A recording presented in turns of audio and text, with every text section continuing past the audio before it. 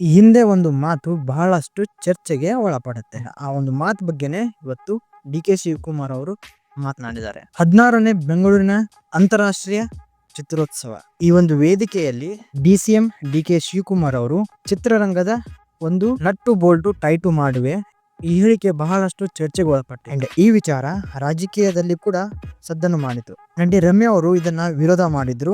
ಸುದೀಪ್ ಅವರು ಕೂಡ ಇದ್ರ ಬಗ್ಗೆ ಮಾತನಾಡಿದ್ದಾರೆ. ಈ ಮಾತು ಯಾವ ರೀತಿಯಾಗಿ ಹುಟ್ಕೊಂತ ಅಂದ್ರೆ, ಅಂತಾರಾಷ್ಟ್ರೀಯ ಚಲನಚಿತ್ರ ಒಂದು ಕಾರ್ಯಕ್ರಮಕ್ಕೆ ಕನ್ನಡದ ತಾರೆಯರು ಯಾರು ಕೂಡ ಬರ್ಲಿಲ್ಲ. ಅಂಡ್ ಇದನ್ನ ಆ ಟೈಮ್ ಅಲ್ಲಿ ಡಿ.ಕೆ. ಶಿವಕುಮಾರ್ ಅವರು ಬಹಳಷ್ಟು ಬೇಸರಗೊಂಡಿದ್ರು ಈ ಒಂದು ಕಾರಣಕ್ಕೆ.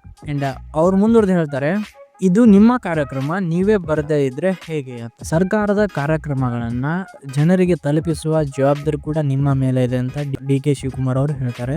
ನಮ್ಮ ಜಲ ನಮ್ಮ ಹಕ್ಕು ಈ ಒಂದು ಜಾಥಾನ ಮಾಡಿದಾಗ ಕೂಡ ಸಾಧು ಕೋಕಿಲ ಮತ್ತೆ ದುನಿಯಾ ವಿಜಯ್ ಅವ್ರನ್ನ ಬಿಟ್ರೆ ಯಾರು ಕೂಡ ಇದಕ್ಕೆ ಬೆಂಬಲವನ್ನ ಕೊಡ್ಲಿಲ್ಲ. ಈ ರೀತಿ ಆದಾಗ ಡಿ.ಕೆ. ಶಿವಕುಮಾರ್ ಈ ಒಂದು ಮಾತನ್ನ ಹೇಳ್ತಾರೆ. ನಮಗೂ ಗೊತ್ತು ನಟ್ಟು ಬೋಲ್ಟು ಎಲ್ಲಿ ಟೈಟ್ ಮಾಡ್ಬೇಕಂತ ಹೇಳಿ ಡಿ.ಕೆ. ಶಿವಕುಮಾರ್ ಅವರು ಈ ಒಂದು ಮಾತನ್ನ ಹೇಳ್ತಾರೆ.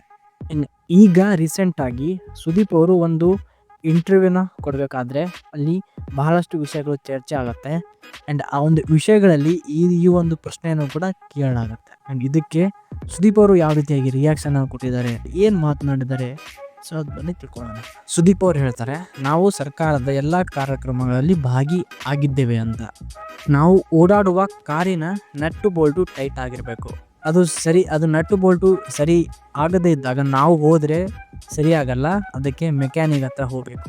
ಯಾಕಂದ್ರೆ ಆ ಮೆಕ್ಯಾನಿಕ್ಗೆ ಗೊತ್ತಿರುತ್ತೆ ಕಾರಿನ ವಿಚಾರ.